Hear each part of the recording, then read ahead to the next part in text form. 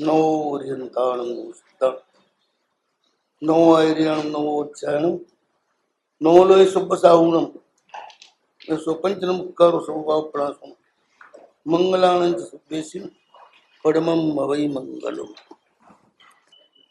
ઓમ નમો હરતે ભગવતી નિરાતંકાય નિસંગાય નિશંકાય નિર્મલાય નિર્દ્વંદ્વાય નિસ્તરંગાય નિરુર્મય નિરામયાય નિષ્કલંકાય પરમ દૈવતાય સદાશિવાય મહાદેવાય શંકરાય મહેશ્વરાય મહાવ્રતિને મહાયોગીને મહાત્મને પંચમુખાય મૃત્યુંજય અષ્ટમૂર્તે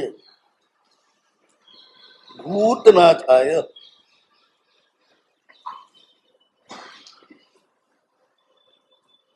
जगदानंददाय जगत पितामहाय जगत दिवादी देवाय जगदीश्वराय जगदादि कंडाय जगत भास्वते जगत कर्म साक्षिणे जगत चक्षुषे त्रैतनवे अमृत कराय शीत कराय ज्योतिष चक्र चक्रीण महाज्योतिर्द्योतिताय महात्म पारस उपतिष्ठताय स्वयं कर्त्रे स्वयं हर्त्रे स्वयं पालकाय आत्मेश्वराय नमो विश्वात्मने. प्रभु जगत ने आनंद दाता है.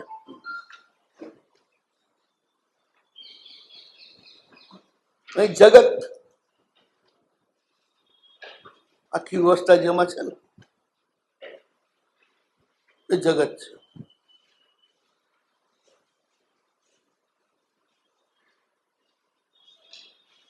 जगदानंददाय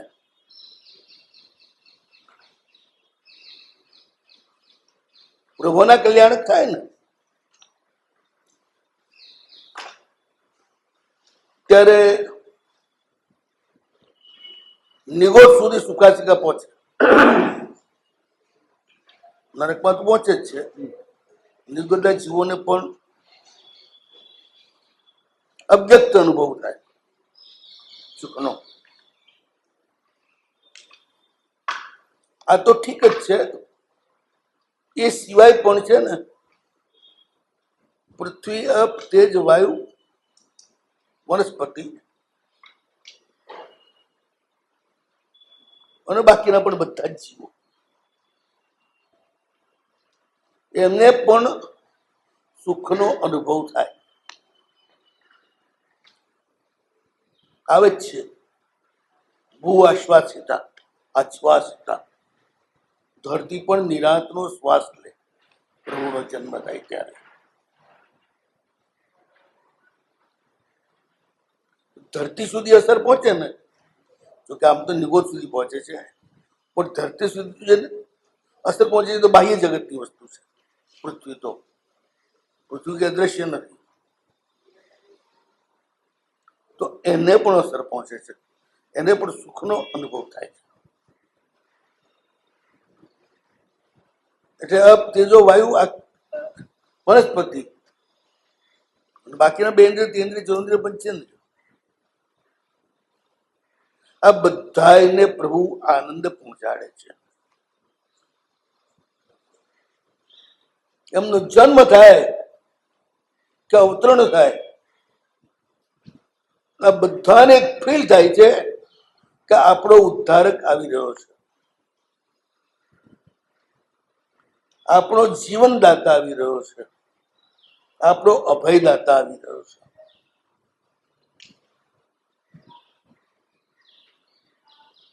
એટલે જગદાનંદદાય છે. શબ્દોથી સર ખબર પડે આવી રીતે. હે શબ્દોથી નહીં, ભાવથી. અવ્યક્ત સુખનો અનુભવ અમારો અભયદાતા આવી રહ્યો છે કેવી હા એ રીતે મતલબ ભયની લાગણી તો દરેક જીવમાં પડેલી જ છે ને. એ ટાઈમે એને અભયનો અનુભવ થાય છે. ભય હોય ને ત્યાં સુધી માણસ સુખનો અનુભવ ના કરી શકે. અભયની લાગણી અનુભવે તો જ સુખનો અનુભવ કરી શકે. મૃત્યુનો ડર હોય એના માથે એ કઈ રીતે શાંતિનો અનુભવ કરી શકે? કાંઈ નથી.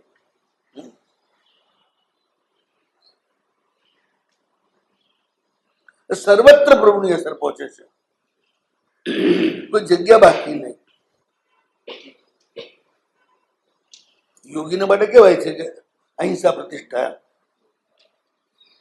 પાતંજલ કહે છે અહિંસાની પ્રતિષ્ઠા થાય તો શું થાય કે પશુ પંખી વૈર ત્યાગ. એ બધા વૈર ત્યાગી દે.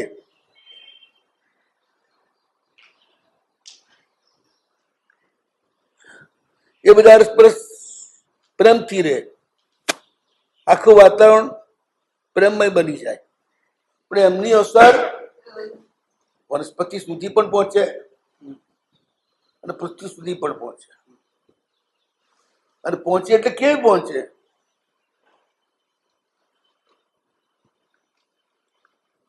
બધાની ક્વોન્ટિટી સુધરી જાય અને ક્વોલિટી.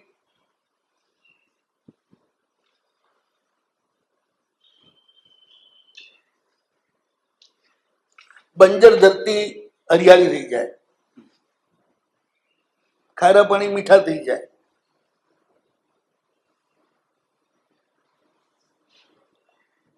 અગરી માત્ર સહાયનું જ કામ કરે, કોઈને બાળવાનું કામ ના કરે. મતલબ ક્યાંય આગ ન લાગે, કઈ કશું જ ના થાય. આ બધું આપોઆપ બંધ થઈ જાય. હવા પણ સુખવાળી ભય તો આવે જ છે. વનસ્પતિની પણ ક્વોલિટી સુધરી જાય.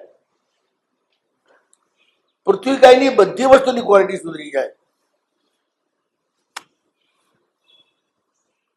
ક્વોલિટી ને ક્વોન્ટિટી.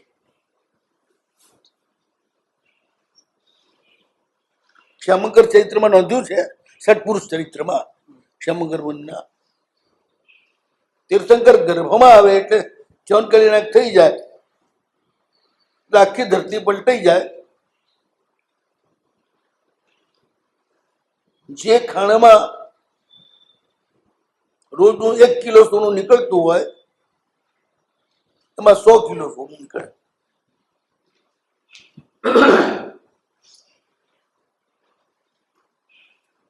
કેટલું પલટાઈ જાય. એ સોનું પણ બહુ ઊંચી ક્વોલિટીનું, 24 કેરેટનું નહીં, એનાથી ઘણું ઊંચું. 24 કેરેટ 24 કેરેટ એનાથી ઊંચું.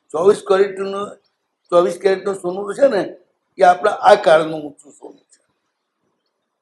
ચોથા કરતા હલકું, ચોથામાં આના કરતા વધારે ઊંચું હોય સુવર્ણ. હવે યોગીઓ જયારે ગોલ્ડ બનાવે ને ધાતુમાંથી, અમુક તો ગોલ્ડ એવું બને ને એમાં 1 તોલામાં 4 તોલા તાંબુ ઉમેરે ને ત્યારે 24 કેરેટનું સોનું થાય.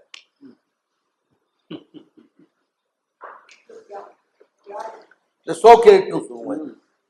કલર અને વજન બે એટલું વધારે હોય. આટલું આ ભેળવે ને ત્યારે આજનું જે સોનાનું ક્વોલિટી ક્વોન્ટિટી છે એ થાય. પ્રભુના સમયમાં બધા જ જીવો ખુશીમાં હોય ને ત્યારે ઉત્પાદન શ્રેષ્ઠ બની જાય. આ નિયમ છે. સ્ત્રી પ્રસન્ન ચિત્ત રસોઈ બનાવતી હોય એ દાડો એની રસોઈનો ટેસ્ટ જુદો હોય, અને મન થયેલું હોય અને રસોઈ બનાવતી હોય એનો આખો ટેસ્ટ બદલાઈ જાય.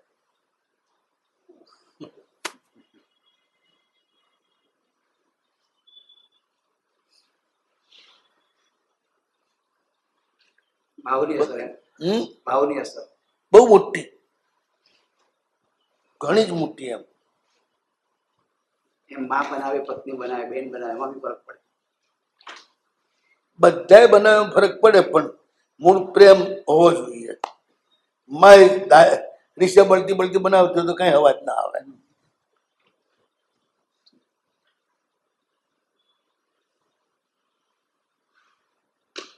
કે પ્રભુની કરુણા અને પ્રેમ એ સમગ્ર જગત ઉપર અસર કરે છે.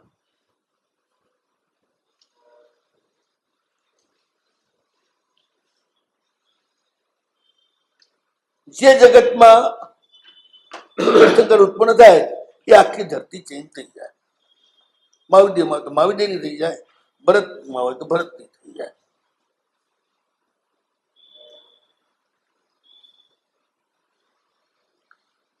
ફળાઉ વૃક્ષો, પુષ્પના વૃક્ષો બધામાં ફરક પડી જાય.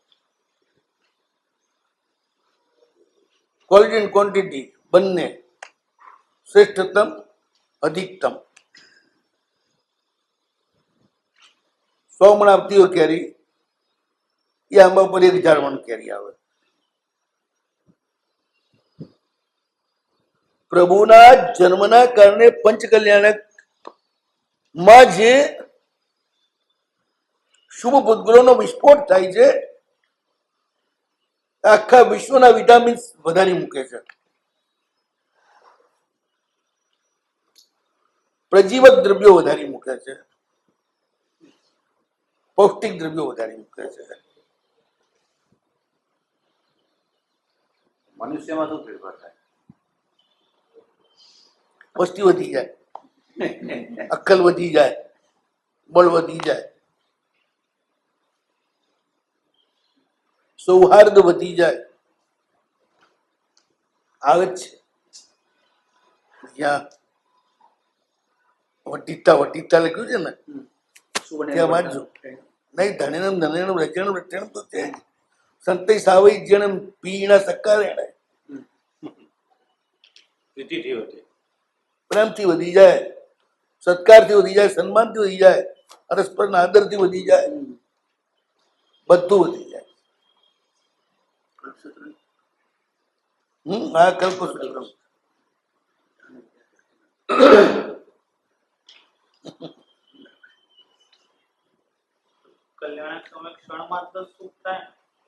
ક્ષણ એટલે 2 ઘડી. આ ક્ષણનો અર્થ સેકન્ડ 2 સેકન્ડ નહીં સમજવાનું. ક્ષણનો અર્થ ઘણા થાય છે. ક્ષણનો અર્થ મુહૂર્ત પણ થાય. 1 સેકન્ડ જાય તો શું તો અનુભવ કરે ને શું આનંદ લે. અમે સાહેબ એવું સમજીએ છીએ ક્ષણ એટલે 5-10 સેકન્ડ હશે. ના ના ના, ક્ષણ એટલે ઘડી 2 ઘડી.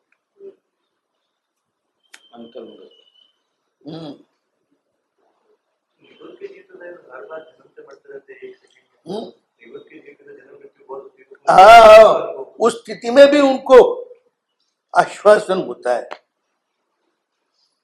अभय के हवा का. प्रभु की अभय की हवा है ना, त्रिलोक व्यापी.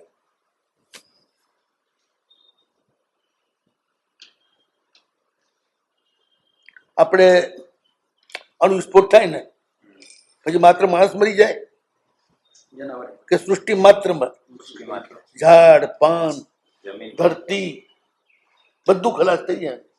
બસ એ જ રીતે ભગવાનનું કલ્યાણ થાય ને એટલે અણુ વિસ્ફોટ જ થાય તે વખતે. શુભનો હા, અણુ વિસ્ફોટનું આ ચિહ્ન છે. બોમ્બાર્ડિંગ થાય ને તો પહેલા અજવાળું થાય, એકદમ ભયંકર અજવાળું થાય, પછી અવાજ થાય, પછી કંપન શરૂ થાય, 3 થાય.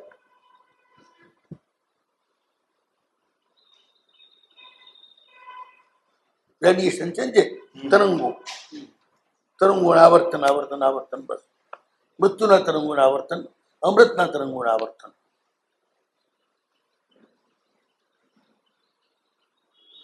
તો કલ્યાણકમાં અણુ વિસ્ફોટ જ થાય છે. એટલે જ ધુંધુમિયાના ગડગડાટનો અવાજ આવે છે, પેલો પ્રકાશ ફેલાય છે એકદમ, પછી ધુંધુમિયાનો ગડગડાટ, અને પછી રેડિયેશન અને એક્ટિવિટી. એ લાંબો ટાઈમ ચાલે. એ ચાલે ને ત્યાં સુધી સુખનો અનુભવ થાય. એટલે એ ઘડી 2 ઘડી સુધી ચાલે. પણ એમાં આ ધરતી ઉપર તો આખી ધરતીને ઉર્જાથી સભર કરી નાખે, બધી જ વસ્તુને.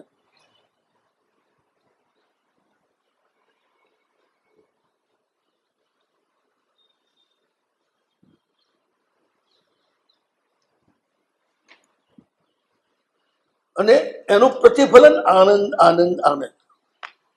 બસ.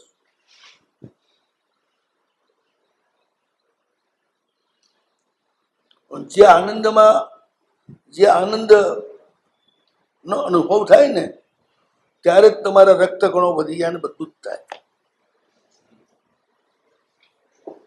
જીવ માત્ર ને આનંદનો અનુભવ થાય. એટલે જગદાનંદ થાય. જગત પિતામહાય. આખું વિશ્વ છે ને, પૃથ્વી એની માં છે, આકાશ એનું પિતા છે, અને પ્રભુ એના પિતામહ છે.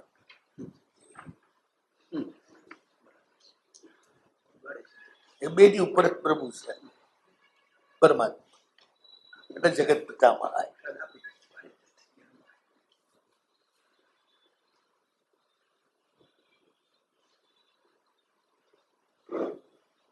જ્યાં પૃથ્વીની જ આખી સૃષ્ટિ ગણાય છે.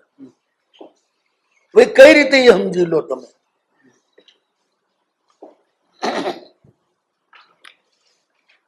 બીજ માત્ર પુરુષ આપે. ધરતી એને ગ્રહણ કરે, એ સ્ત્રી છે, જેનું ગ્રહણ કરવાનું છે. પુરુષનું કામ આપવાનું છે.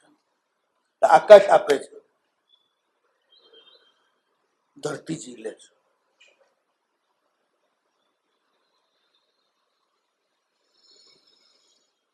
જયારે સૃષ્ટિની આદિ થઈ ત્યારે ખેતી તો હતી નહીં. સટ્ટારામાં બધું જ બળી ગયું હતું, બધું જ ખતમ થઈ ગયું હતું.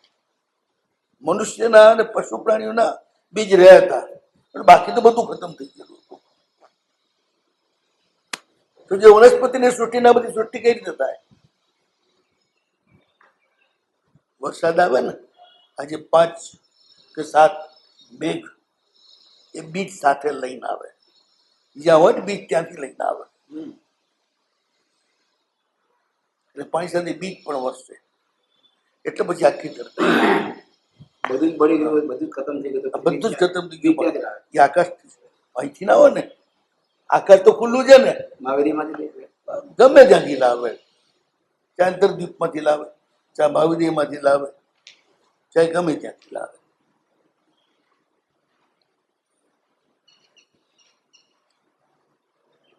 વરસાદ સાથે આવે એ વાત નક્કી છે, મેઘ સાથે. બધી વનસ્પતિના બીજ એમાં આવી જાય.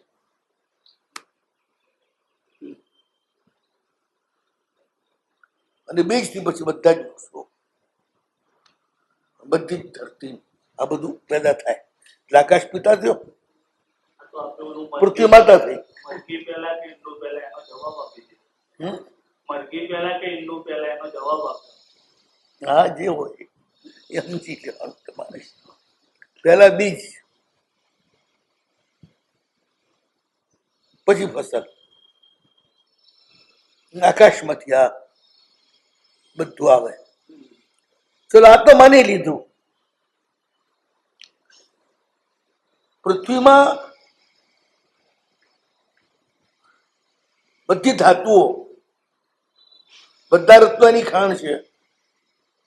ખાણ એટલે યોની, બીજા અર્થમાં તે વસ્તુ ઉત્પન્ન થવા માટેની યોગ્ય જગ્યા. ત્યાં બીજ ક્યાંથી આવે? એને ઉત્પન્ન થવાનું.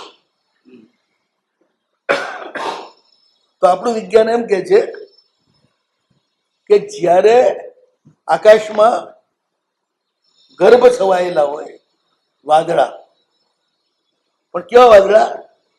જેમાંથી છણી સીનો તડકો આવતો હોય, વરસાદ ના હોય એમાં, એ વાદળામાં માત્ર વાદળા થયેલા હોય. શિયાળામાં ઘણી જગ્યાએ, ઘણી રીતે અમુક ટાઈમમાં એવા વાદળા થાય જે વરસાદી ના હોય, પણ વાદળ જ હોય. એમાં ભેજ હોય, અને ભેજ હોય એનું પ્રમાણ બતાવું તમને તપાસું. એવા વાદળા થયા હોય ને ત્યારે સવારે તમે જુઓ ને તો ઘણી જગ્યાએ જમીન ઉપર જ્યાં કૂતરા પીપી કરી ગયા હોય કે તમે કંઈ પણ એવું ઢોળેલું હોય, તે બધું ભીનું ભીનું થઈ જાય, ભેજ પકડી લે, એટલે ભેજવાળા વાદળા કહેવાય.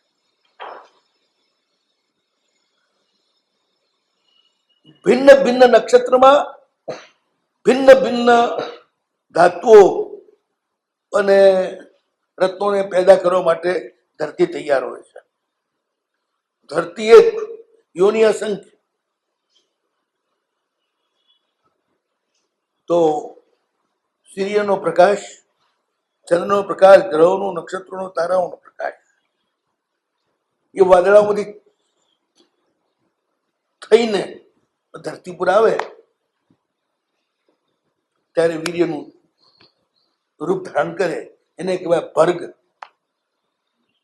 ભર્ગ ભૂર્ભુવ સ્વ તત્સવિતુર્વરેણ્યમ ભર્ગો દેવસ્ય ધીમહિ ધિયો યો ન પ્રચોદયાત. ગાયત્રી એને ભર્ગ કહેવાય. એ તે નક્ષત્રમાં તે પૃથ્વીની જે ખાણો હોય એમાં એ ભર્ગ પડે પછી તે ધાતુ ઉત્પન્ન થાય, તે રત્ન ઉત્પન્ન થાય.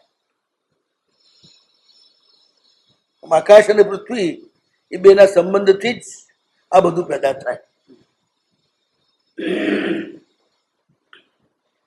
ગ્રહ, નક્ષત્ર, તારા આ બધા પિતા થઈ ગયા. એ આકાશ મંડળ છે ને, એમનામાં એ ક્યાંથી આવ્યું ઉત્પાદકત્વ? એ પંચકલ્યાણકના વિસ્ફોટમાંથી આવે. અને પંચકલ્યાણક કોનું વીર્ય? પ્રભુ. માટે પ્રભુ દાદા થયા કે નહીં આખી સૃષ્ટિના? આ સૃષ્ટિનું રહસ્ય. સાહેબ, આપણા મતે આકાશ અવઘાના પ્રદાયક છે. એ આવું બધું બીજ ને બધું લાવવાનું બધું કાર્ય કેવી રીતે કરે? આકાશ તો સર્વત્ર. આપણા મતે આકાશમાં અવઘાનાનો શક્તિ છે. એનો મતલબ બધાની શક્તિ એને સંગરવાની અને એને સપ્લાય કરવાની, બે શક્તિથી. અવઘાનો અર્થ શું થયો? સમાવવાની શક્તિ થઈ. કે આપે આ સમાવી લે છે ને પ્રભુની શક્તિને, અને પછી જવા દે છે. માં તકલીફ ક્યાં આવી તમને? અવઘા ના હોય તો સમાય સી રીતે આ બધી શક્તિઓ પ્રભુની?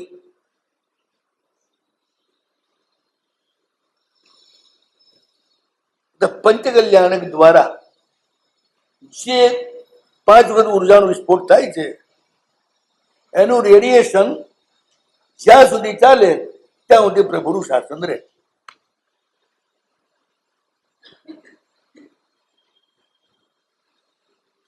ત્યાં સુધી આ સૃષ્ટિ રહે. જે દાડે રેડિયેશન ખતમ થઈ જાય ત્યારે બધું ઉત્પાદન બંધ થઈ જાય, પછી માત્ર નાશ, બીજું કશું જ ના હોય. એટલે છઠ્ઠા હાલનો પ્રારંભિક. હા,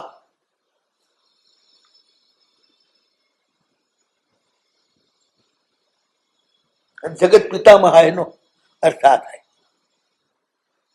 એ લોકો બ્રહ્માને કહે છે, સમગ્ર સૃષ્ટિના કરતા બ્રહ્મા છે. એ બ્રહ્મા એટલે પ્રભુના પહેલા 2 કલ્યાણક, ચ્યવન અને જન. એ બ્રહ્મા છે.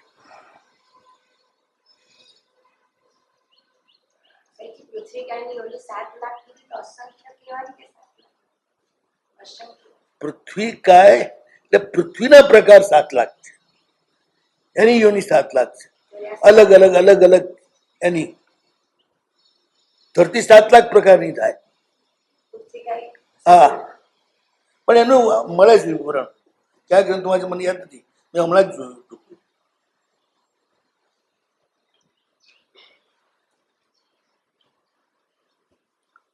ક્વોન્ટિટી અમુક જ છે, પણ એ ક્વોન્ટિટી એને ઉત્પન્ન થવાના પ્રકારો ઘણા છે, એટલે 7 લાખ યુનિટ થઈ જાય.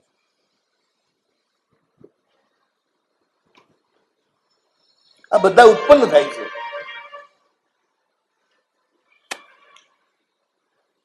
ધરતીનો ગોળો અહીં આવ્યો, સૂર્યમાંથી તૈયાર થઈને પછી બસ તમે દોહન કર્યા કરો છેવટે આખી ધરતી ખતમ થઈ જશે એવું કઈ છે નહીં.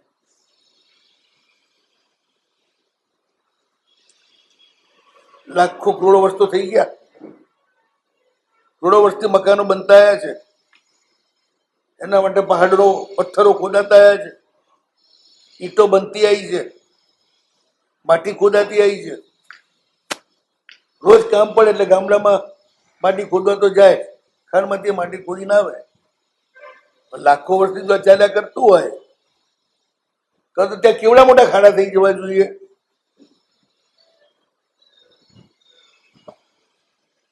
પથ્થરની ખાણમાં પણ કેવા ઊંડા ખાડા થઈ જવા જોઈએ, પણ એવું થતું નથી. એ ખાણ જે છે ને એ સચિત્ર છે, એટલે તમારું નિષ્કાસન ચાલુ છે એમ એનું ઉત્પાદન ચાલુ છે. પણ ઉત્પાદન કરતા વધારે નિષ્કાસન કરો તો ખાડા પડી જાય, તો એને પાછું બંધ કરીને મૂકી દેવું પડે એ ખદાનોને.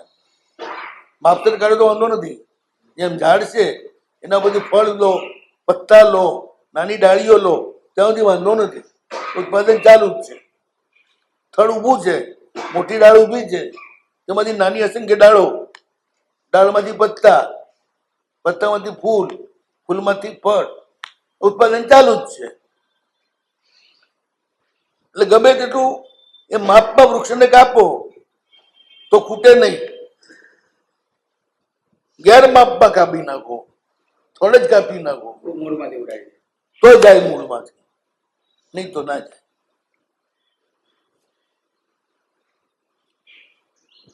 એટલે પ્રભુના પ્રભાવથી જ આ બધાયમાં ઉત્પાદન ક્ષમતા છે.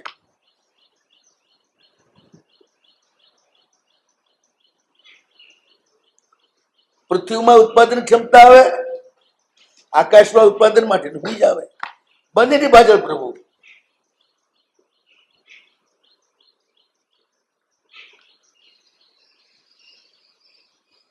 જગતના પદાર્થ માત્રના પિતામહ પરમાત્મા છે.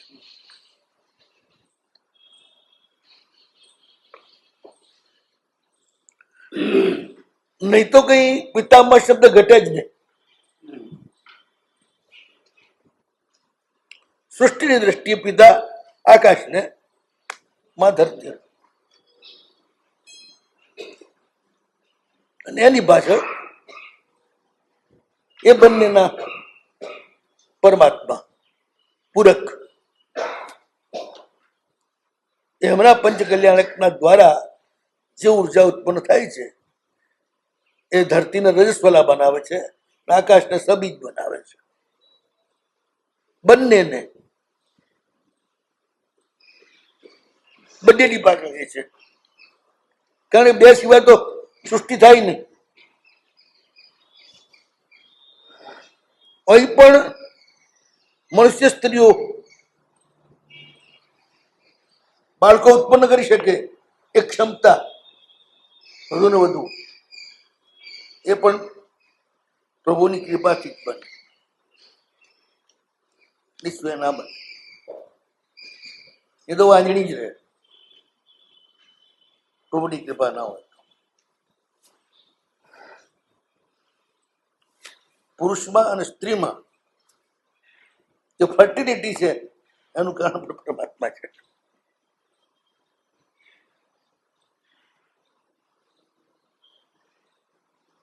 એટલે પણ જગત પિતામહ હૈ, જગત દેવાદી દેવાય. તો એનું પોતાનું જ અદ્રષ્ટ કંઈ કારણ જ નહીં. હા, સ્ત્રી પુરુષનું પોતાનું અદ્રષ્ટ કારણ. અદ્રષ્ટ કારણ છે તે એ ગ્રહણ કરવા માટેની, એના માટેની યોગ્યતા એનું છે પોતાની. તો પછી અમુક સ્ત્રીઓ વાંચેલી શું કામ રહે છે? હા, બધી સ્ત્રીઓ કેમ કરવતી નથી? જેને પરમાત્માની કરુણાનો સ્પર્શ થાય એ જેને આગલા ભાવમાં ગુનો કર્યો હોય એ બંધ્યા થાય. પાડોશીના છોકરા ના થતો, આ એ બોલી એ ભગવાનની આજ્ઞા પ્રમાણે બોલી કે ભગવાનની આજ્ઞાથી વિરુદ્ધ બોલી? બસ તેનું ફળ એને મળે. અને બીજા માટે જે માંગ્યું એ જ એને મળે. ભગવાનનો કાયદો વિચિત્ર છે. તમે બીજા માટે સુખ માંગો તો પ્રભુ તમને સુખ આપે, તમે બીજા માટે દુઃખ માંગો તો પ્રભુ તમને દુઃખ આપે. આ એમનો કાયદો છે. તમે અન્ય માટે જે માંગો એ તમને મળે. એને ભગવાન પાસે આ માંગ્યું હતું એટલે મળ્યું, માંગ્યા પણ ના માંગ્યું તો ના મળે. એ ભાઈ શક્તિ છે ને, એ તો તથાસ્તુ કહેવા વાળી છે. એ તો પડોશીનું માંગ્યું. તમે એનું આ પડોશીનું માંગ્યું ને એટલે જે તમે બીજાનું માંગો એ જ તમને મળે. આ નિયમ છે સૃષ્ટિનો. એ તમારે જે જોઈતું હોય એ બીજા માટે માંગો તો તમને મળશે. તથાસ્તુ જે માંગે એને એ મળે ને. હા, એને માંગ્યું ને એને ન મળો, એને તું બે જુદા નથી, એને ન મળો એટલે તને જ ન મળો. ચૈતન્યની દ્રષ્ટિ, જીવત્વની દ્રષ્ટિ તો ભાઈ એક છે ને. આ કે હવે કે હું એવું કહીશ કે મારી બાજુવાળા રહેવાવાળા બધા કરોડપતિ બને. હા બસ બરોબર છે. તો તાવતા ભોમાં તું બની જઈશ. આ તો બહુ સુધી રાહ જોવાય એવું નથી. એ તો રાહ જોવી જ પડે, કારણ કે માંગે છે એવું માટે. એને કરોડપતિ થવું છે માટે માંગે છે, માટે આવતો ભાવ સુધી રાહ જોવી પડે.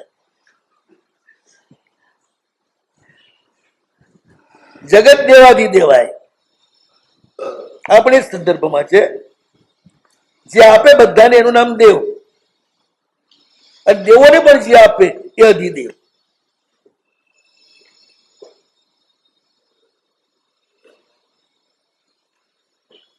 દેવોને દેવત્વ મળે એમાં પ્રભુની આજ્ઞાનું જ પાલન કરે છે ને. ઇન્દ્રને ઇન્દ્રત્વ મળે એ પણ પ્રભુની આજ્ઞાના પાલનનું જ કારણ છે ને. એ દેવા વાળા છે બધા, અને એમને પણ દે છે પરમાત્મા. એ એક જ છે, દેવા વાળો એક જ છે, લેવા વાળા અસંખ્ય છે. એટલે જગત દેવાથી દેવાય.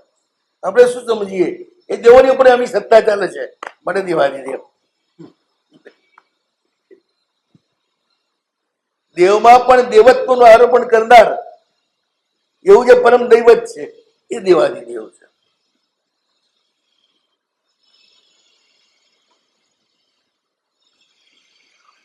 એટલે પ્રભુની આ જે પરમ શક્તિ છે ને, પંચ કલ્યાણ એ કયા કર્મના ઉદય થાય? તીર્થંકર નામ કર્મના ઉદય.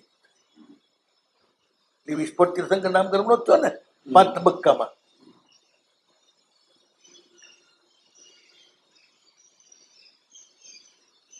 સૃષ્ટિની ઉત્પત્તિ માટે 5 પ્રકારની શક્તિની જરૂર છે. એ 5 શક્તિ એમાંથી પ્રગટ થઈ જાય છે. એ આખી સૃષ્ટિને મળે છે, એમાંથી આખી સૃષ્ટિ ઉત્પન્ન થાય છે. આ સૃષ્ટિ ઉત્પન્ન થવાનો હેતુ શું? મોક્ષ માર્ગ ચાલે.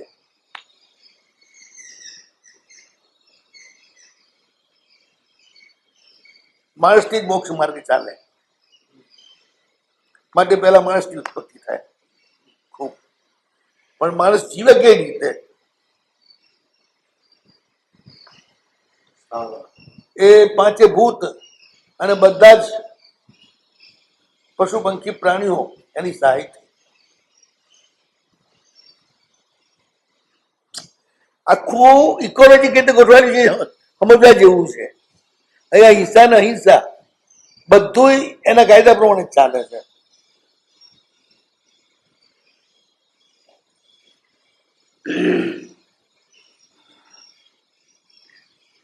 હિંસા પણ ચાલે.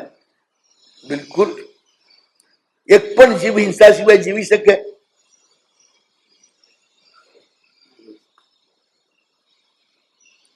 એટલે એના કાયદા પ્રમાણે ચાલે છે. એક પણ જીવ હિંસા સિવાય જીવી શકે? એના કાયદા પ્રમાણે ચાલે. હવે તમને એક સામાન્ય સમજાવું. શિકારી પશુઓને વધારે બચ્ચા આવે કે શિકાર થનારાને વધારે બચ્ચા આવે? બચ્ચા.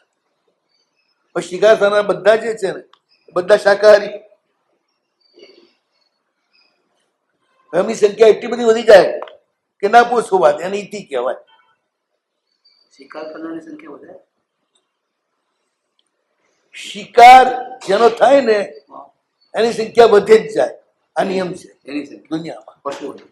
હા, એ પશુઓ ફરોનો હાન ફલાન ઠીકણા પંખીઓ ને બીજું ને ત્રીજું. હવે એ જો ખૂબ વધી જાય તો માણસ જીવી ના શકે. અમારે તો ખાવાનું કશું રહેવા જ ના દે ને. બધું ખાઈ જાય, ખેતરે ખાઈ જાય, બધું ખાઈ જાય તો તમે જીવો છો રીતે. એટલે ત્યાં આગળ પછી શિકારી પશુઓ એને હવે બેલેન્સ કરે, એ એમને ખાઈ જાય એટલે એમની વસ્તી માફ કરે છે. એ ન થાય તોય અનાજ ને ફળ ને ફૂલ ને બધું ઉત્પન્ન ના થાય. શાકાહારી પશુઓ ગળી જાય જે ફળોને બીજોને, એ પછી એની વિષ્ઠામાંથી નીકળે ઉગે. એવા પંખીઓ જે ખાઈ જાય ઠળિયા હાથે, પછી એ ઠળિયો બહાર નીકળે પછી ઉગે વૃક્ષ, નહીં તો ના ઉગે. બીજને પકવવું પડે, પાક્યા સિવાય કોઈ ચીજ ઉગે નહીં. એટલે કુદરત આ બધી આખી વ્યવસ્થા કરી છે. એટલે એ પાછા જોઈએ, એ ન હોય તો ના ચાલે, અને એની વસ્તી વધી જાય તોય ના ચાલે, તો એ ઈતિ કહેવાય પાછી. એની અમે એના ખાનારાનું સર્જન કરી દે, ના બેલેન્સ ચાલ્યા કરે, પણ એ જ તો માણસ બચ્યા કરે અને તો મોક્ષ માર્ગે ચાલ્યા કરે. પછી પશુઓની હત્યા થાય છે બરોબર છે. માણસ કરે છે બરોબર નથી. હા, પણ સિંહ જે છે એ પ્રાકૃતિક નિયમથી હત્યા કરે છે. એને માણસ જેટલું પાપ ના લાગે. આને છે પાપ ના લાગે? ના,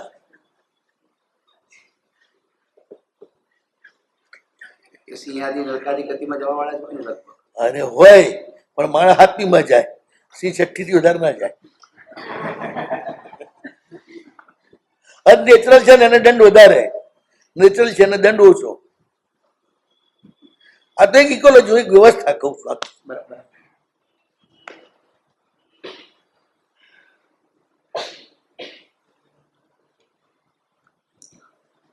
બીજ વિના માણસ જીવી ના શકે. ઘાસ વિના બીજ પેદા ના થાય. ઘાસ ખાનાર ના હોય તો એકલું ઘાસ જ પેદા થયા કરે, તો બીજની ઉત્પાદનમાં હાનિ પડી જાય.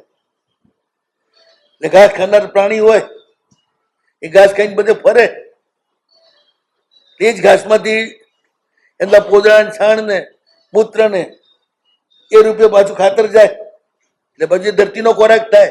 આ તો બધા જીવો જીવ છે જીવન. આની નિકાલ એ પેલાનો ખોરાક, પેલાનો નિકાલ એ પેલાનો ખોરાક. મરેલા ઢોર એનાથી પણ દુનિયા ભરાઈ જાય જો બધા મરેલાનું ભેગું થતું જાય તો. એને બધાનો નિકાલ.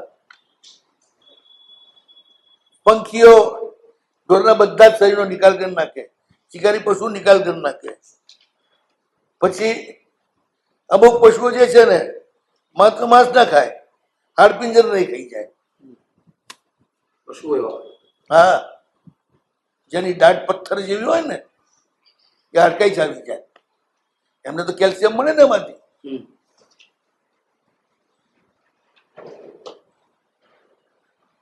જરાક નામનું પ્રાણી આવે છે, એકલા હાડકા જ ખાય. જરાક એકલા હાડકા જ ખાય. અને જીભમાં એવું મૂકે છે કુદરતે કે પેલા 2 કલાક પેલા હાડકાને ચાટી જાય, એ ચાટી જાય ને પાછું આવે 2 કલાકે એટલે હાડકું પેંડા જેવું નરમ થઈ જાય. અને જીભમાંથી એવા સ્રાવ નીકળે છે. આપને ક્યાંથી ખબર છે, માટે જ બેઠો છું. નથી ખબર એટલે અહીંયા બેઠા.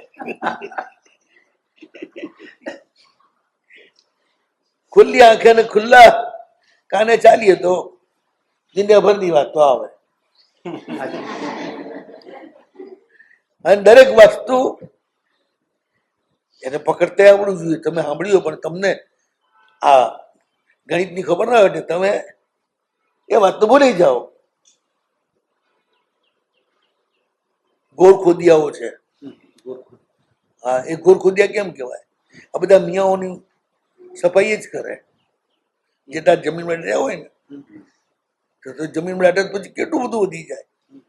પણ એ તો અહીંથી ઉપરથી દાટી જાય ને પછી નીચેથી પેલું આવીને બધું સાફ કરી જાય. એટલે પાછા પછી વર્ષમાં બીજા મિયાઓ માટે તૈયાર થઈ જાય. ખબર આખી આ બધી વ્યવસ્થા એવા પશુ હોય ગોળખોદ. હા, એવા પશુ હોય. આપણે આમ ગોળખોદિયો વ્યવહારમાં શબ્દ વાપરીએ. જો આપણા હિન્દુસ્તાનમાં છે ને દાહના 5 પ્રકાર છે. એ ખબર છે? ભૂમિદાહ, અગ્નિદાહ, જલદાહ, વનદાહ અને પક્ષીદાહ. પહેલો ભૂમિદાહ આપણે ત્યાં ઢેડ ભંગી એ દાટે એ બાળે નહીં. કારણ કે એમના પ્રેતાત્માઓની એમને સાધના કરવાની હોય, પાછા બોલાવે અને એમના તેજસ શરીરનો જબરદસ્ત ઉપયોગ કરે. એ લોકો કેમેલા દેહોથી જબરા હોય, બાળી નાખે જ ના આવે, પાછા દાઠે જ પાછું આવે. એટલે એમના ભૂમિદાહ. પછી આપણો વનદાહ હતો. એટલે આપણે જંગલમાં મૂકી આવતા ને. મહાપારિક બરાબર. હમ. એટલે વનમાં એ વનદાહ પશુઓ ખાઈ જાય કહેવાય. અહીં જે થવું એ થાય, એ દાહ કહેવાય. એ અમારે નહીં જોવાનું. એ દાહ કહેવાય.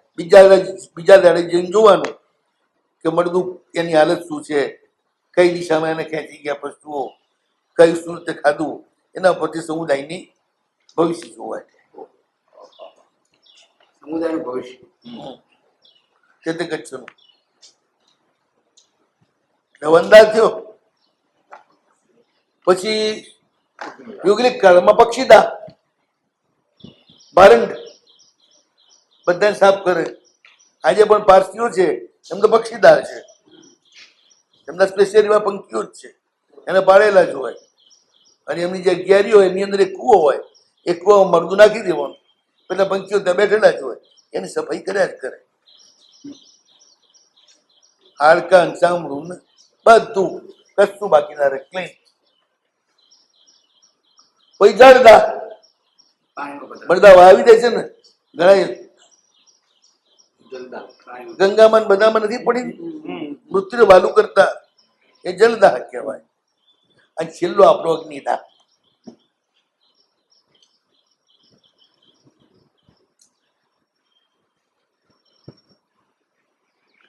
એ બધી જાતિઓમાં ચાલુ છે.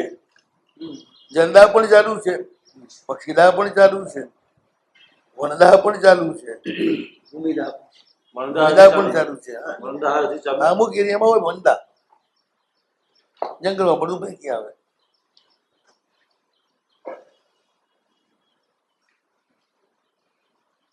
જનરલી યોગીઓ ભૂમિદાહ થતો હોય. આ એ ભૂમિદાહ કરે. કારણ કે મોટા ભાગના યોગી જેટલા સમાધિ લે ને એ અહીંથી કંટાળી સમાધિ લેતા હોય, લોકો પાછળ પડતા હોય એટલે લોકોની નીચે અમે સમાધિ લઈ લે. પછી બીજે દાડે તમે જુઓ ને અંદર કઈ ના હોય, એ ત્યાંથી ક્યાંય 200-500-1000 કિલોમીટર પર પાછા નીકળી પાછું નવો દેહ ધારણ કરી પછી નવા રૂપે વિચરે. સમાધિ લેવા વાળા બધા આ રીતે. નવો દેહ ધારણ કરીને તૈયાર થઈ જાય સીધા 32 વર્ષના યુવાન થઈ જાય. હવે એ આખી લાંબી પ્રક્રિયા છે. અત્યારે આમાં બધી નથી ચર્ચા કરી આપણે. હા, આપણે અગ્નિદાહ આપીએ ને એક પણ હાડકું ના નીકળે તો સમજવું કે નજરબંધી છે અગ્નિદાહની.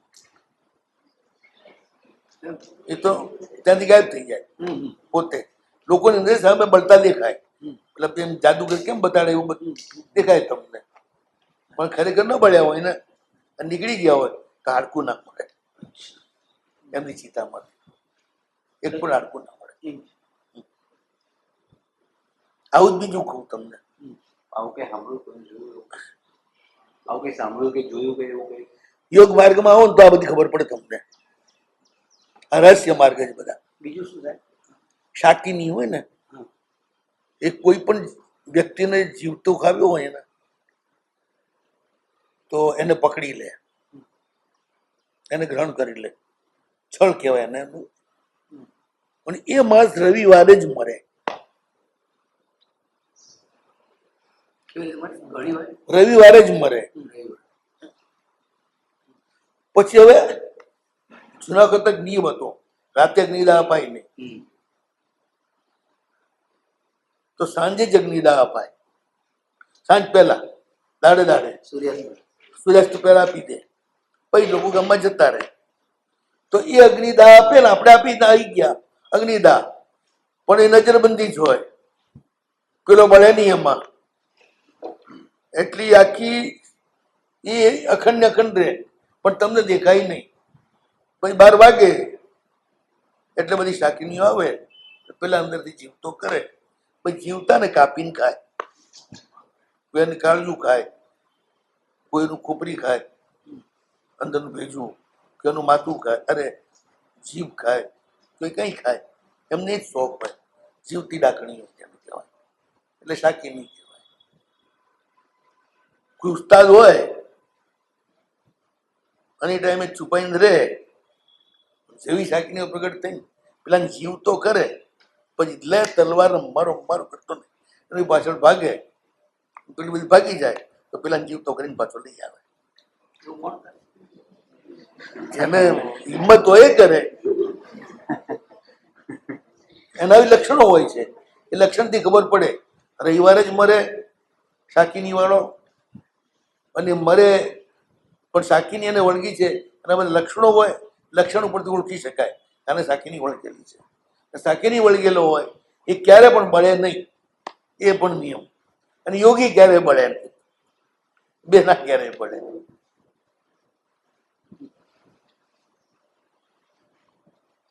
એટલે આનું પણ હાડકું ના મળે.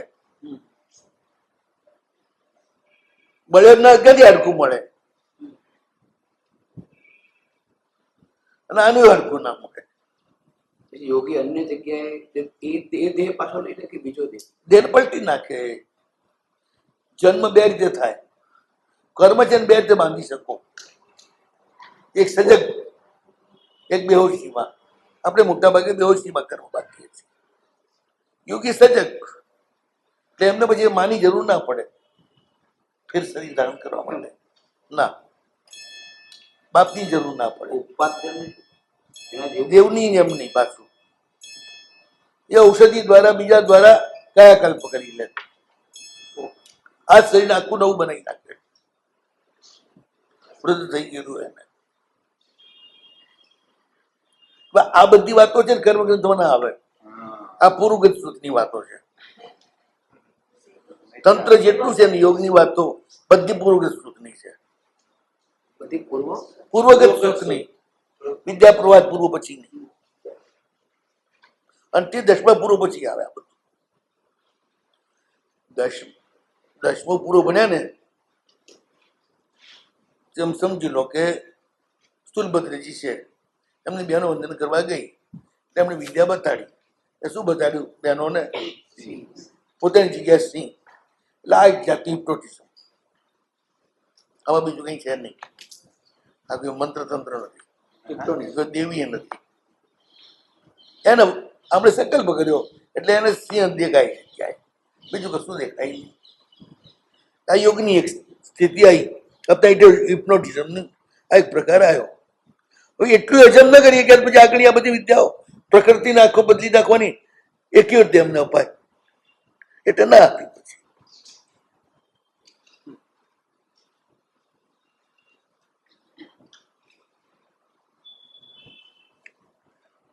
જોયું ગુરુ કે ક્ષમતા નથી એમનામાં.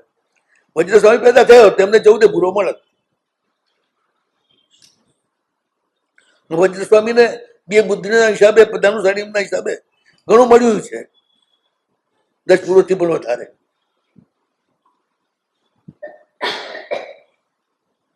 કારણ કે એમના બીજ ગૌતમનું હતું, આગલા ભાવનું.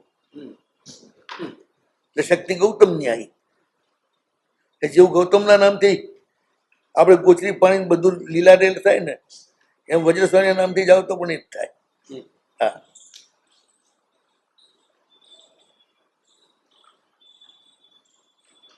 ઓમ નમો ગૌતમ સ્વામીને સર્વાર્થ લબ્ધિ સંપન્નાય મમ સર્વાભીષ્ટ સિદ્ધિમ કુરુ કુરુ રીમ સ્વાહા.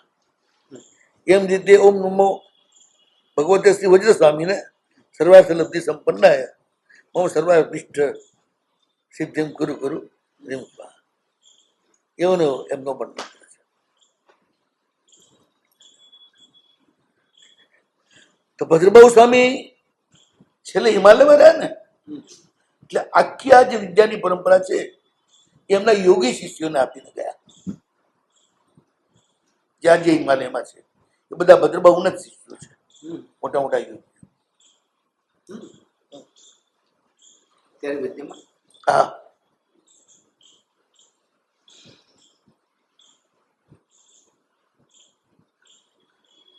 એટલે ચાઇનામાં ના બધે જે તંત્ર છે ને, તંત્ર આખું નેપાળ અને તિબેટમાં જ છે. એ તંત્ર આખું પૂર્વગતમાંથી આવે. તંત્રનું કામ એ જ પ્રકૃતિને બદલી નાખવી, પ્રકૃતિ ઉપરનું પ્રભુત્વ, એ તંત્રનું કામ.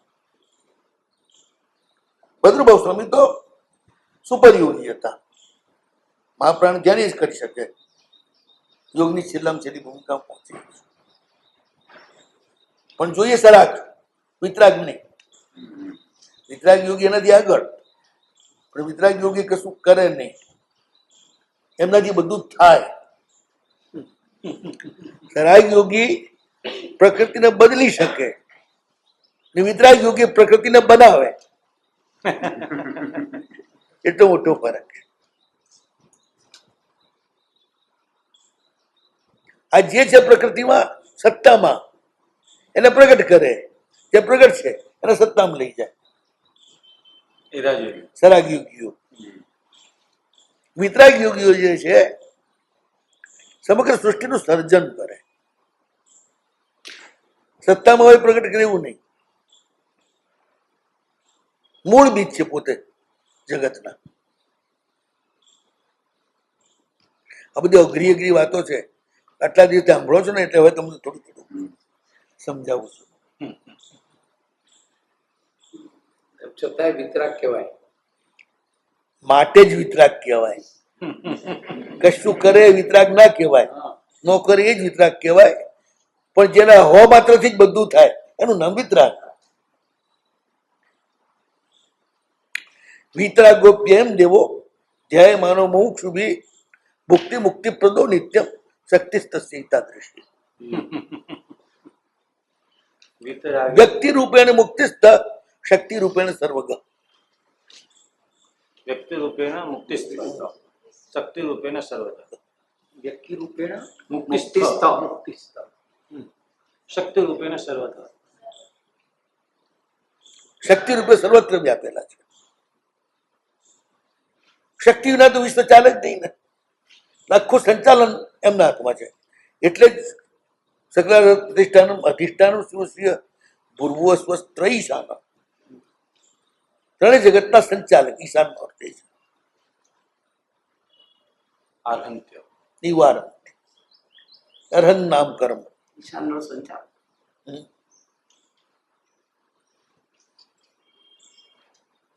સકલ અરહંતમાં રહેલું તે દેહધારી અનંતમાં જ રહે.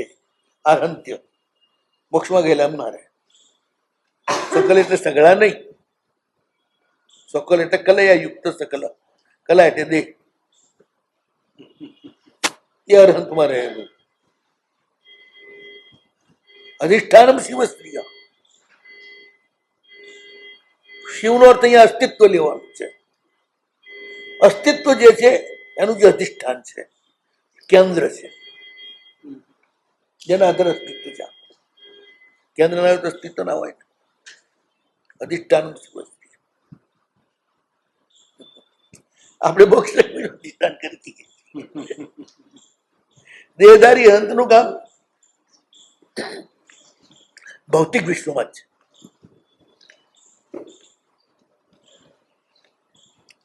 જ્યાંથી જીવોને સ્વપદમાં લઈ જવા છે. એટલે જગત પિતામાં આવી છે ને જગત દેવાની દેવાય છે.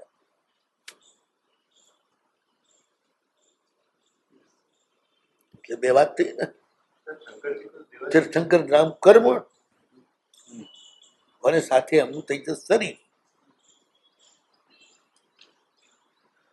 બે ભેગા થાય એનું આ બધું આખું વિશ્વ છે. તીર્થંકર નામ કર્મ એ પ્રકૃતિ થઈ, પ્રકૃતિ છે ને એટલે શક્તિ થઈ, અને થઈ જે શરીર છે એ પુરુષ છે. તેજસ શરીર હંમેશા પુરુષ જ હોય, સ્ત્રી ના હોય. ઔદારિક શરીરમાં સ્ત્રી પુરુષ, કર્મણ શરીર નપુંસક હોય. એવા શરીરે પાછા લિંગ ભેદ હોય. બધું હોય એ કર્મ ગ્રંથમાં ના આવે. ના કર્મ આ બધી વાત તો કોઈ કર્મગંધમાં આવતી નથી. કર્મગંધની વાત કર્મગંથ સાદું સાદું ગણિત બતાવે છે, દુનિયાનું દેખાતું ગણિત.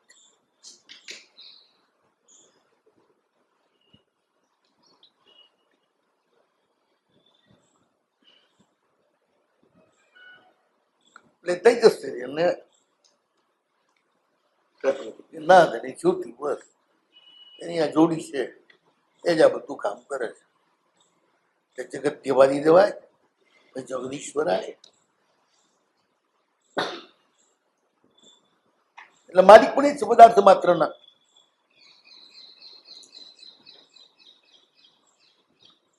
સૃષ્ટિ સંહાર અને જીવન એના એ માલિકી છે.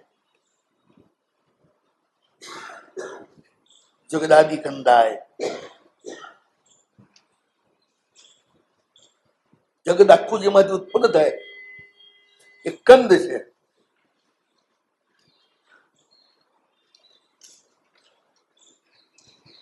એ કંદરૂપ પ્રભુ છે.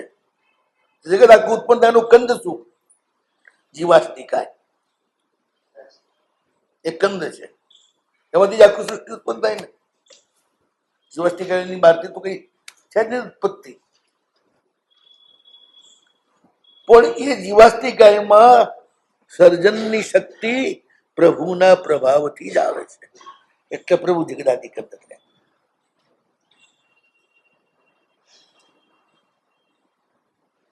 જીવાષ્ટિકાય શું થયું? પ્રકૃતિ થઈ, કર્મબદ્ધ છે માટે. પ્રભુ પુરુષ છે એટલે પુરુષ અને પ્રકૃતિનું જોડું થયું, એમાંથી આખું સૃષ્ટિ ઉત્પન્ન થાય એટલે આદિગંધ થઈ ગયા. આ રીતે બધો ખેલ આનો છે. બધો કાં જ્યોતિનું ધ્યાન કરો, કાં નાદનું ધ્યાન કરો, પ્રભુ સાથે સંપર્ક થાય.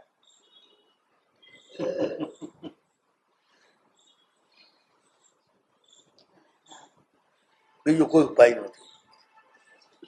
જ્યોતિ અને નાદના પ્રતિક રૂપે મંત્ર અને મૂર્તિ છે. મૂર્તિ એ જ્યોતિનું પ્રતિક છે, મંત્ર એ નાદનું પ્રતિક છે. કે પ્રભુ પોતાના નામથી અલગ નથી. એમનું નામ શું? તો કે અરહંત. એ એમનું નામ, એ જ એમનો મૂળ મંત્ર. બસ એ બલિંદ નૌકાર પણ એ જ રીતે એમના સમગ્ર વિશ્વવ્યાપી જે સ્વરૂપ છે ને એ બધાયના બીજ એ 68 અક્ષરના સંયોજનમાં થયેલા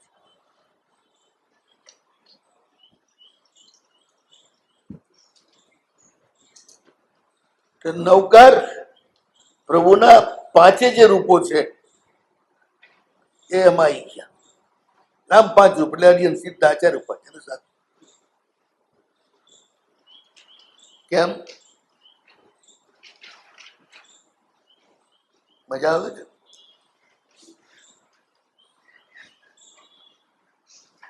કેમ આપણે ચક્કર પકડ કરે છે? ખબર તો પડે ને. બેઠા છે એટલું સુતમ હંતી બાપાની.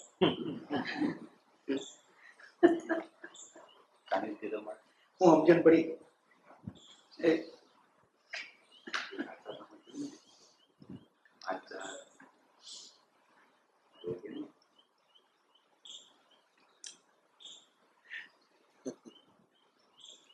પાંચે કલ્યાણક પ્રભુના પંચપરમેષ્ઠીમાં સમી જાય છે.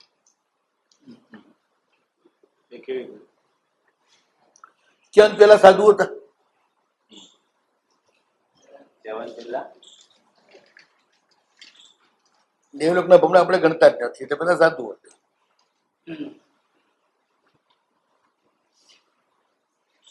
પછી ઉપાધ્યાય અહીંયા આવે એટલે બધાને શીખવાડે ને, પોતે તો ભણવા જતા જ નથી.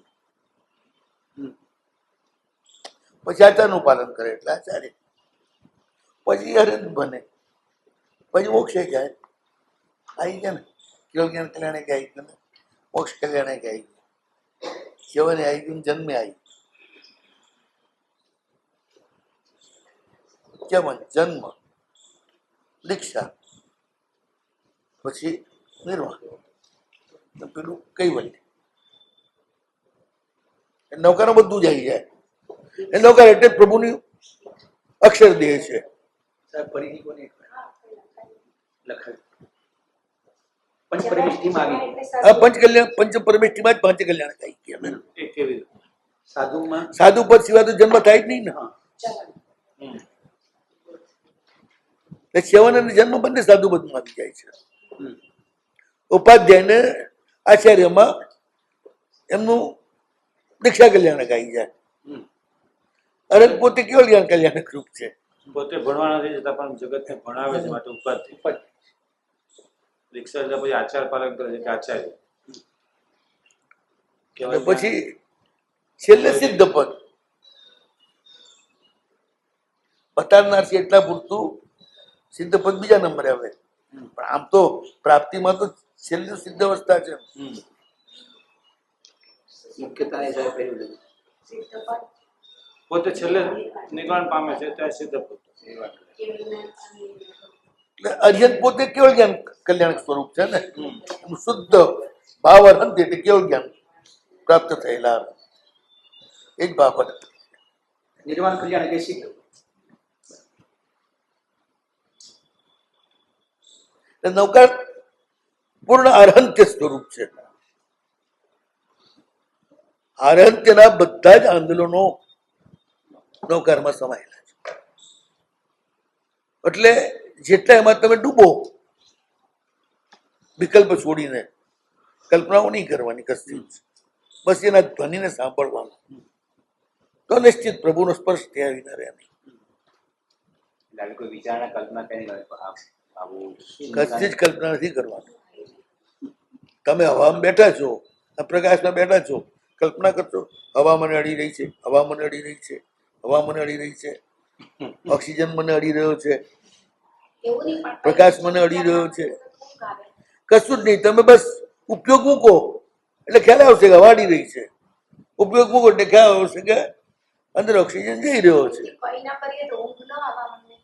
શું આ બસ એ ધ્યાન કરતા કરતા ઊંઘી જવું, કઈ વાંધો નહીં. તો ઊંઘમાં એનું એ જ ચાલ્યા કરશે. દુનિયા જોશે કે તમે ઊંઘો છો અને તમે વધતા છો ગુનેગાર કરો છો. આ ડબલ ચાલે. પછી દુનિયાની દ્રષ્ટિએ તમે ઊંઘતા હો અને તમારી દ્રષ્ટિએ તમને એમ જ લાગતું ગુનેગાર પૂરી જ ના થાય 2 કલાક. ઉપયોગ એનો એનો ચાલ્યા કરે હોય ઊંઘમાં, પણ એનો ઉપયોગ નોકર નો હોય એટલે એની એમ જ થાય ગુનેગાર ગણું, ગુનેગાર ગણું. જાગે ત્યારે એમ સ્મરણ થાય કે હું નોકર આ નોકર કરતા કરતા જીતું જાગે ત્યારે નોકર કરતા કરતા આ મારા બઠો ટાઈમ કેમ લાગે 2 કલાક કેમ 5 મિનિટ ને વગેરે સારું ને સાહેબ ત્યારે ખબર પડે. એ સારું ને એ તો જે પણ ગાંડા હોય એને ખોટું લાગે, બાકી ડાયો હોય ને સારું જ લાગે. મને અમને સારું લાગે છે એને યોગ નિદ્રા કહેવાય. ભગવાન સાથે જોડાણની નિદ્રા.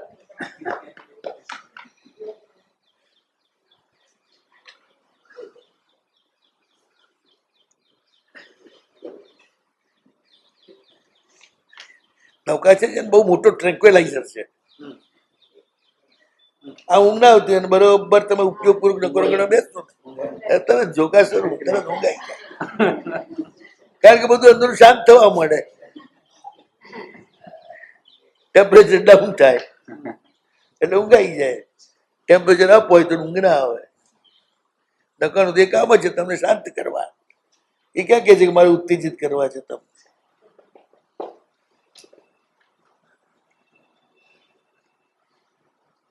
પ્રભુની મૂર્તિને જોયા જ કરો, બસ નાભીમાં ધ્યાન કરો.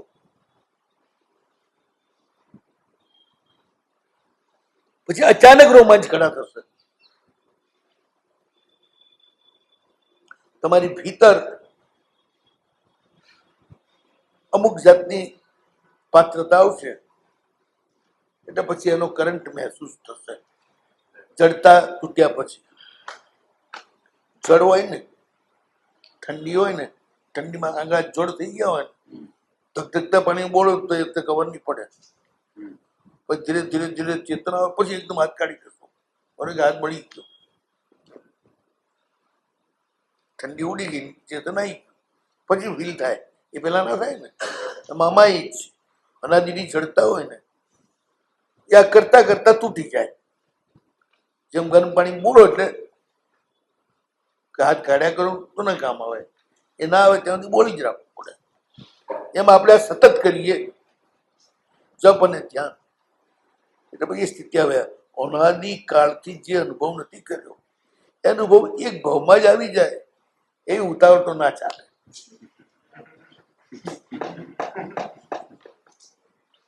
ઇન્સ્ટન્ટ જોઈતું હોય તો ઇન્સ્ટન્ટ નો જમાનો. ઇન્સ્ટન્ટ જોઈતું હોય ને અત્યારે બધું તો કેટલી ઇન્સ્ટન્ટ થાય, ખાવાનું આ instant બધું છે ઇન્સ્ટન્ટ છે ને, આમાં ઇન્સ્ટન્ટ નથી ચાલતું. સ્વસ્વરૂપની પ્રાપ્તિમાં ઇન્સ્ટન્ટ નથી ચાલતું. સંસારની પ્રાપ્તિમાં ઇન્સ્ટન્ટ થઈ શકે. પ્રભુની શક્તિનો ઉપયોગ કરીએ તો થઈ શકે. ચલો હવે જગદીશ્વરાય જગદાદી કંદાય ત્યાં સુધી આપણે પહોંચ્યા. મને હતું જ કે આમાં જ આ બધી ચર્ચા કરી લેવાની છે. પછી હવે જે રહેશે ને એ ગુણગાન રહેશે. પ્રભુનું જે ગુહ્યાતિ ગુહ્ય આયા છે સ્વરૂપ, જે ઇન્દ્રિયાતીત છે, બુદ્ધિથી અતીત છે, કલ્પનાથી પણ અતીત છે. માત્ર સદગુરુની કૃપાથી જ એના દર્શન થાય, એનો ખ્યાલ આવે. અનુભવ માટે તો પાછું મારી એક જન્મ જોઈશે. હું આ બધી થિયરી જ સમજી શક્યો છું, પછી પ્રેક્ટિકલમાં હું એ નથી કહ્યો કે એના માટે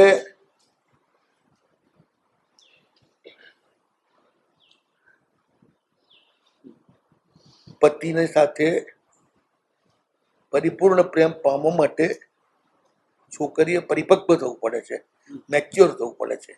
એમ પ્રભુ સાથેનો સંબંધ બાંધવા માટે આપણે મેચ્યોર થવું પડે, પછી આપણે બાળક છીએ. એટલે આ રીતે પ્રભુનું નામ લેતા લેતા જ મેચ્યોર થઈશું. મેચ્યોર થઈશું એટલે પછી યશુજી મહારાજ કહે છે એમ વાસુદેવ સ્વામીના સ્તવનમાં શું કહે છેલ્લે? હીર નીર પરે તુમ શું મિલશું, વાચક યશ કહે હે જે બસ. નમો હરિતાન પુરુષ યશો જન કર મંગલાની સર્વિસ બનવું હોય.